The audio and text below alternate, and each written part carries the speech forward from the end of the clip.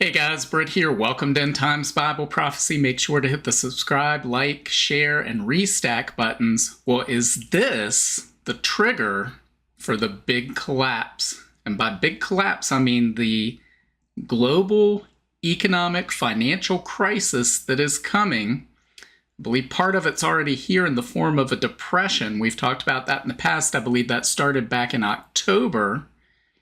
But what I mean by big collapse is when will the media, when will the rest of the world wake up to what we're already seeing on the ground? So that's what we're going to talk about today. But first, I want to turn your attention to this. If you haven't been over to the Substack at brittgillette.substack.com, you may have missed this article from Tuesday. As in the days of Noah, we live in a corrupt world filled with violence. Make sure to check that out if you haven't already, but also make sure to head over to the notes right here where you'll see all sorts of different thoughts that I have on what's going on in the world. But in particular, you'll want to take a look at this video right here, which features Danielle DiMartino Booth, a former Fed employee, as she talks about the economy and the world we're heading into, the world we're in now, but what's just on the horizon, because she's telling us what we've been talking about on this channel quite a bit, that we're in for tough times ahead. So if you want to understand what we mean by big collapse, when I bring up that topic, this is a good video to use as a point of reference. So I would encourage you to go check that out. So today's video is titled, "Is this the trigger for the big collapse?" Meaning the next great global financial crisis. I've said I believe that will be worse than the Great Depression in severity, but not in duration, meaning it's not going to last 10 years. It might last a year or two, max. But it's going to be a difficult time. When will this collapse show up? So by big collapse, what does that mean? Well, it means, unfortunately, a high likelihood of a stock market crash globally, markets crashing globally, and massive job losses that force the media to wake up and acknowledge what we've all been looking at, which is that people are struggling to afford the basic necessities of life. Most people have been in economic survival mode for quite some time. But what is the this I'm talking about that could trigger it all? So let's take a look at this article right here. This is from the Daily Signal. It's by Professor Peter St. Onge. I'll put a link to this and pin it at the top of the comments if you want to go read this. I encourage you to check out his work. He does regular videos that are very informative, where he talks about economic matters in a very easy to follow and easy to understand language and format. So here he's written, "Impending Japanese sale of US dollars could trigger major US economic turmoil." And we'll talk as we go through this that this might actually, it's not, maybe not a could right now. It might be happening as we're watching this. Again, this is from July 16th. So 10 days or so have passed by since this came out. But I think we may be seeing this play out right now, with it only set to get worse. So he says, Japan is on the verge of a fire sale of hundreds of billions of dollars in U.S. debt that could crash treasury markets already teetering on the edge. Just another exciting day for de-dollarization as Japan's collapse sends people scrounging the couch cushions for dollars to pawn. Now, we've talked about de-dollarization some in the past, and the BRICS nations making a conscious effort to get away from the dollar. That's based on not wanting to be under the thumb of the United States and the global financial system dominated by the United States. It's not what Japan is doing here. They're not making a conscious effort to reject the dollar. What they're doing is simply acting in their own best interest based on what's happening in their own economy and the predicament they've put themselves in, which hopefully will become apparent as we finish reading through this. But it says the news comes from the Wall Street Journal, which reported that Japan's state-owned government pension investment fund, which holds Social Security reserves for nearly every Japanese worker, is poised to sell down its $400 billion of US dollar assets and direct that currency to Japanese domestic bonds and equities to prop up Japan's asset markets long enough to limp through the next crisis. So he says the numbers are big because Japan actually has a Social Security lockbox. And for those old enough to remember, if you remember the 2000 presidential election in the United States, Al Gore repeatedly talked about the Social Security lockbox. There's no such thing as a lockbox. The currency comes into the government, they turn around and hand it over to somebody else. There's no special savings account or anything like that. In Japan, they actually have one. So they've actually set those funds aside to be paid out to retirees. He goes on, he says, unlike the US, where Congress has frittered away every last penny Social Security has ever taken in and replaced them with IOUs. Out of the $1.5 trillion in that lockbox, Japan's government pension investment fund owns nearly $400 billion in U.S. treasuries and another $400 billion in overseas equities, meaning stocks, overwhelmingly parked in S&P 500 companies. So that makes $800 billion of U.S. dollar-denominated assets. More important, the government pension influences all the other pensions in Japan since it's a quasi-official seal of approval. Those other pensions manage another $1.5 trillion in corporate pensions alone, and a government pension investment fund allocation would imply that's another $800 billion in U.S. assets. So in total, we're talking about $1.6 trillion in U.S. assets held by these Japanese pension institutions. He says the party for Japan's de-dollarization doesn't stop at pensions. Just 2 weeks ago, Japan's number 5 bank, Norinchukin, announced it will be selling up to $63 billion in treasuries to plug holes in its balance sheet from unhedged sovereign bond investments. The same investments that crashed U.S. banks last year. The even larger Japan Post Bank could face even bigger dollar sell-offs given its get-rich-or-die-trying portfolio, including $200 billion in mainly U.S. bonds and $350 billion in investment trusts that once again are predominantly in U.S. bonds and private equity. I'll make a short translation of that. It means their banking system is in trouble. And what have we talked about before? There is a global banking system turmoil problem that will erupt to the surface one day in the very near future. We may be on the cusp of seeing that. This is what we've been talking about for quite some time. So I hope you've paid attention and made taken adequate measures to prepare during the time we've been talking about this. He says, considering that major banks in Japan also tend to mimic each other, there are probably more dollar fire sales on the way. Japan at this point, and I like the way he illustrates this. This is like, what does this mean? He says, Japan at this point is selling off the furniture to pay the rent. The government's essentially out of ideas, having plowed Keynesian stimulus to its logical conclusion and achieved nothing but a debt ratio of 264%, the highest in any major country, and equivalent to a U.S. debt load of $70 trillion. So for those of you who know, the United States government debt right now, the national debt is $35 trillion, which is outrageous.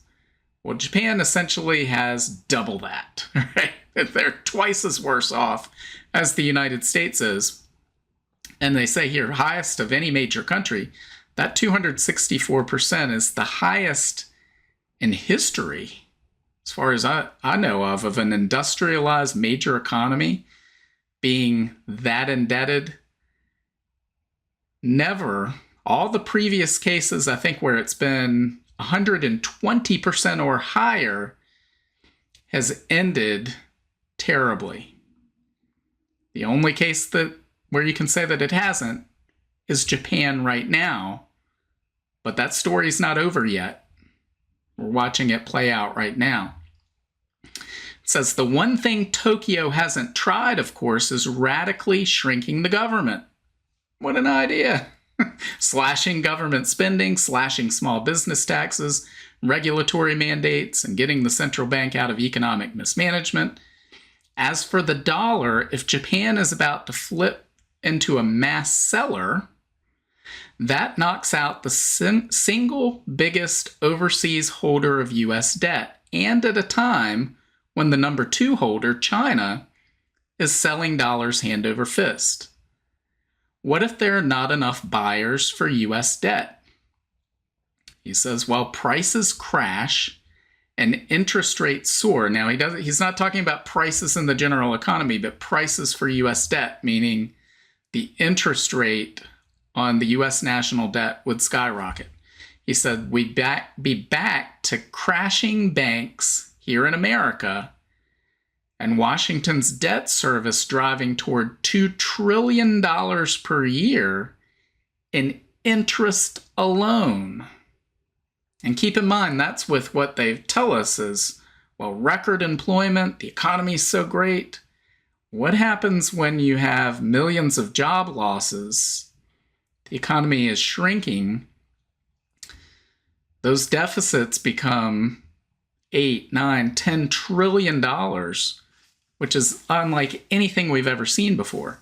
It says, toss in a coming recession, the open border and funding all the wars, we're in for a bumpy ride. But the point is, if they sell off these assets, we could be looking at higher interest rates. That was the underlying problem with the U.S. banks last year. It caused the banking crisis back in March of 2023, if you recall, second, third, and fourth largest bank failures in U.S. history. And so we're driving toward that again, and we're talking about maybe the trigger for that is a banking crisis in Japan. And if all of this happens as they're saying, well, he doesn't mention this here, but we would see in the midst of all of this volatility, and we would see most likely an unraveling of what's called the yen carry trade. Now, we went over this back in April at the time, talked about, well, could this be the trigger that sets all of this in motion? And so I want to turn your attention to this tweet right here from Kurt Altrichter. This was from April 2nd. Again, we talked about this at the time, and it's titled, Why You Should Care, not why you should carry, why you should care about the yen carry trade.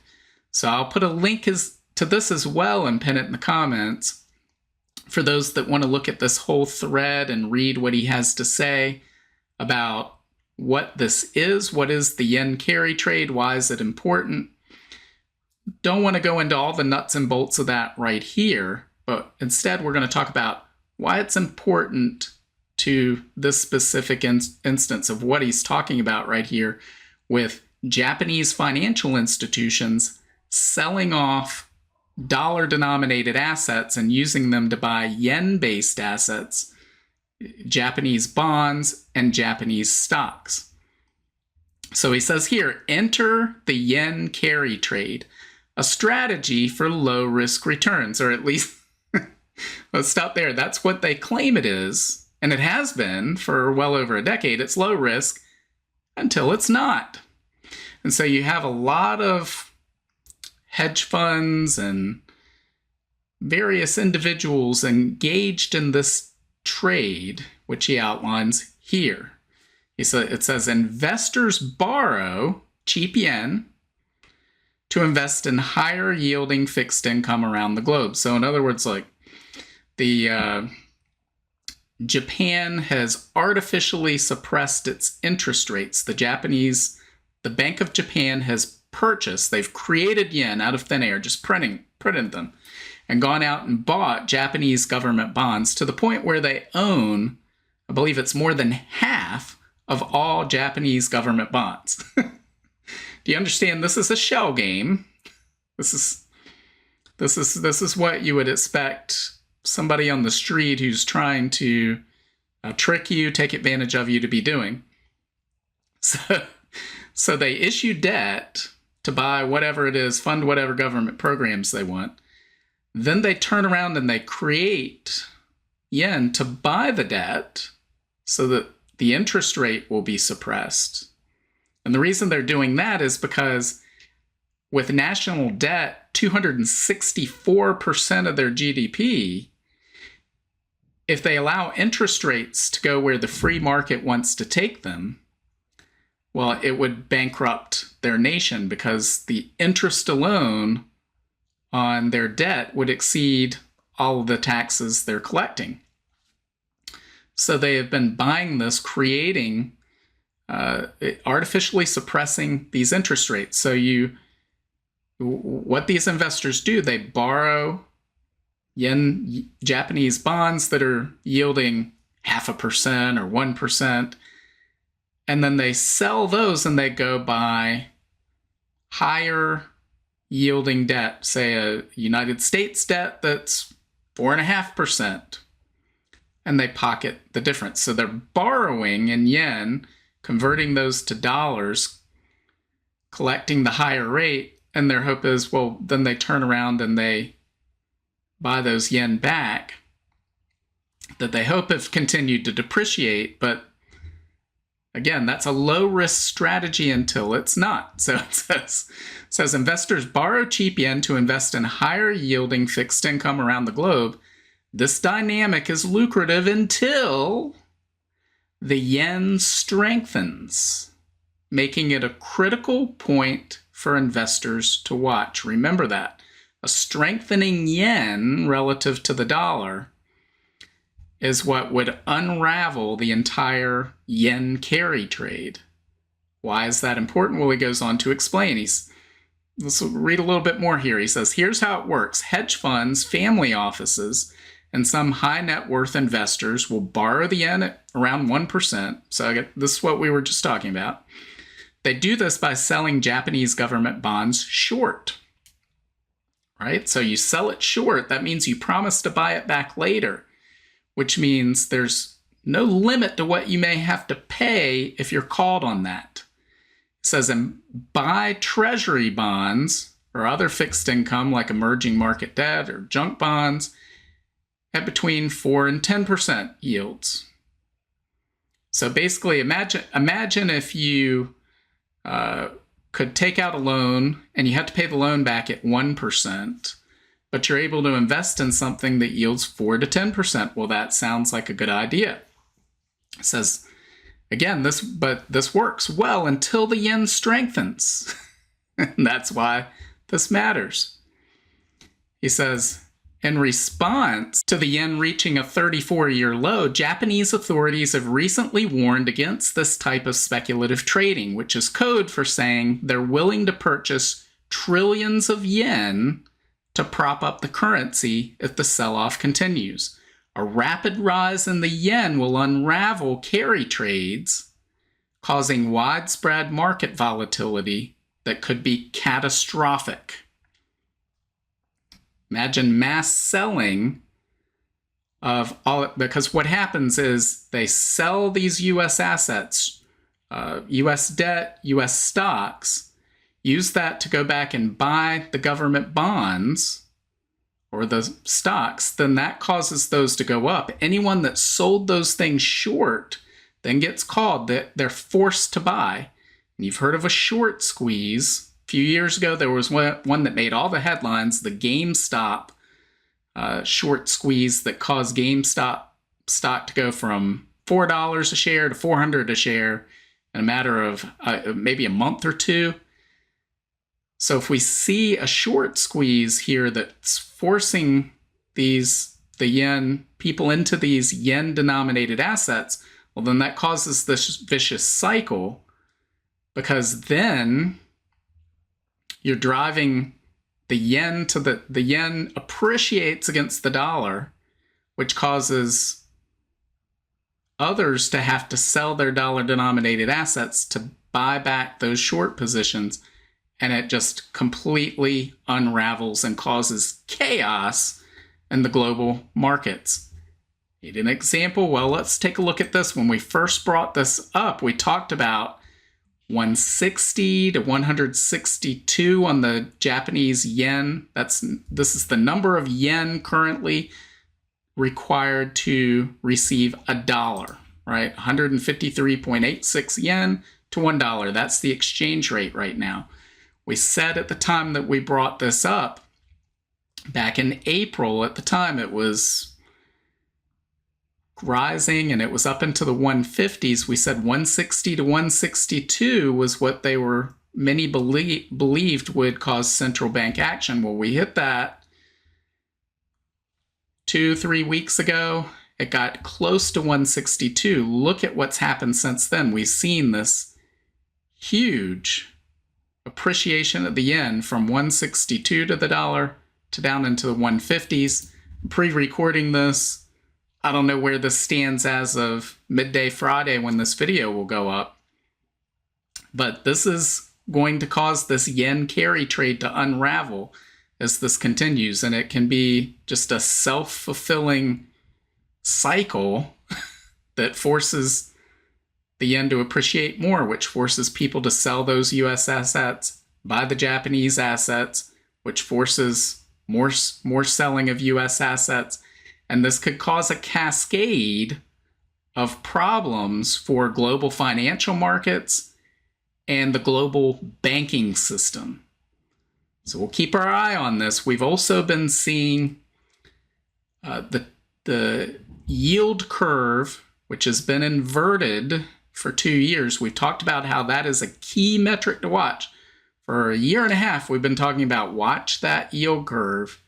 When it uninverts, that's when the chaos ensues. That's when the big collapse would come. We are currently seeing that spike up toward the point where it may uninvert very soon. So I'll keep my eyes posted on that. If that happens, we'll have a special alert. We'll talk about it. But guys, in the meantime, make sure that you're being prepared for all of this. Again, make sure you have a deep pantry. Make sure you fill your gas tank on Fridays, because this could lead to a credit crisis, freezing of credit markets, which could cause all sorts of issues economically around the globe. But why is all of this important to Bible prophecy? Why am I bringing all this up? Well, I'm bringing this up because this crisis that's coming, I believe, is going to immediately lead. It's going to be used. It's going to be taken advantage of by governments around the world to push on us digital IDs, tokenized assets, and central bank digital currencies. And all of those things take away your freedom and liberty, and they put in place a system that's indistinguishable in function from the mark of the beast system. It's not the mark of the beast, but it lays the foundation for the mark of the beast system to roll out during the tribulation period. And I meant to address this in Wednesday's video, and it slipped my mind, but Kevin reached out, asked a question about, let me get this right. He said, no one is making recommendations on what the Christian worldview response should be to central bank digital currency or a one world currency. In other words, as they start pushing out central bank digital currency, what should our reaction be? Well, I believe if you can in any way avoid it, you should avoid central bank digital currency. Not everybody can. We talked about this a little bit in the last video where they're incentivizing people in Thailand to go out and get their government digital wallet. They'll be given free central bank digital currency. I believe that's coming all around the world in the very near future. Probably as a result of this crisis, they'll roll this out. And if you're having a hard time paying your rent, buying groceries, it's going to be hard to turn that down. If they're saying the only way you can get this relief is to join into the system, many will become a part of that system. Others, retirees on Social Security, others receiving disability, they may not have any option. The government may say, this is what you have to do. If that's what you have to do to take care of your family, that's fine. God wants you to take care of your family. Remember, central bank digital currency is not the mark of the beast. Accepting it doesn't mean that you're condemned forever. The mark of the beast, which rolls out during the tribulation, is a conscious decision to reject Christ and to follow Antichrist. The Bible tells us that all those who take the mark of the beast worship the beast.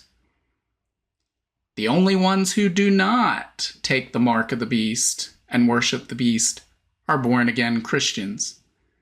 So guys, there's no danger of accidentally taking the mark of the beast. Again, this is not the mark of the beast when we talk about central bank digital currency and what they're clearly the system that they're clearly trying to create for us and intend to roll out in the aftermath of the next crisis, which I believe is any day now.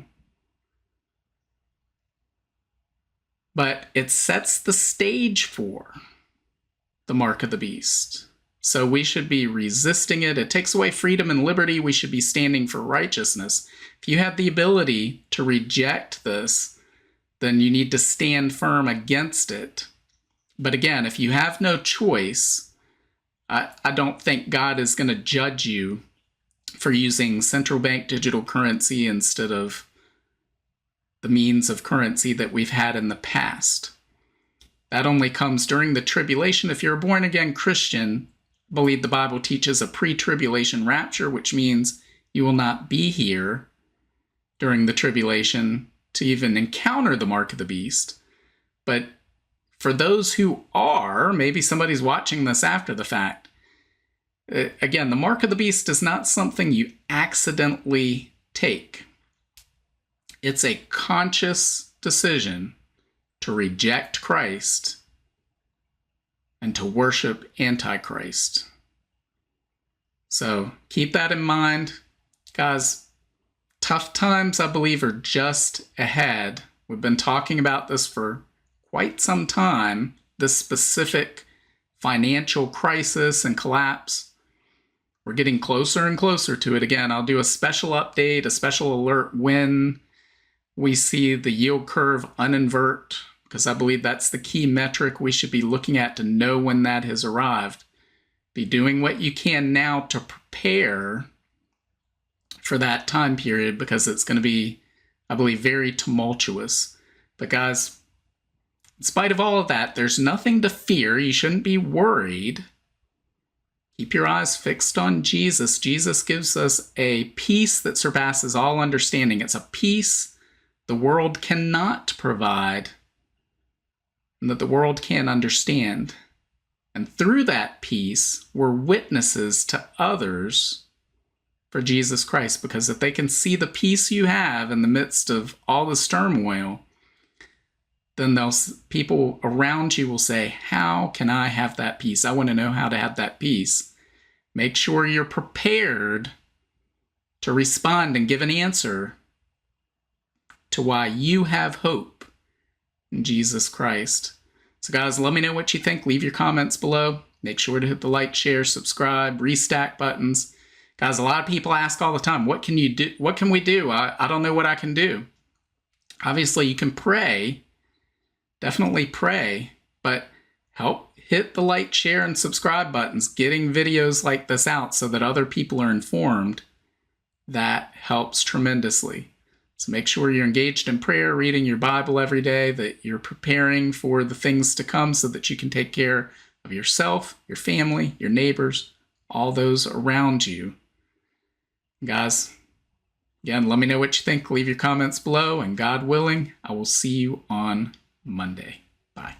If you want to learn more about the end times and Bible prophecy, make sure to visit my Substack at brittgillette.substack.com. There you'll find my latest videos and articles, as well as notes, where I share the latest news headlines, the articles I'm reading, and the videos I'm watching. Subscribe for free, and each new post on Substack will be sent directly to your email. Just scroll to the bottom of the homepage and hit the subscribe button. As an added bonus, your first welcome email will include a link to a copy of my free ebook, 7 Signs of the End Times. Also, make sure to check out all of my books. Just look up Britt Gillette on Amazon, Barnes & Noble, Apple iBooks, Google Books, Kobo, or anywhere books are sold. Thanks for watching today, and until next time, keep your eyes fixed on Jesus, the author and perfecter of our faith.